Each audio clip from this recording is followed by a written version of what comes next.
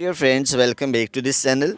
Today in this video I will show you how to block someone on the TikTok, because sometimes we want to block anyone on the TikTok. So in this video I will show you how you can easily do it. So without wasting time, let's start video. So firstly, open the TikTok application. So when you will open the TikTok application, you can see inbox. So just click on inbox. So after this, here select the contact which you want to block. So for example, I want to block this person.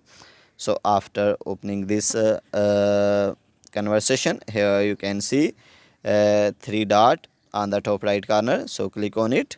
So when you will click on it, here is the options to block. So turn it on. So here is confirm to block. So when you will block this person cannot send message or post or find your profile. So turn it block.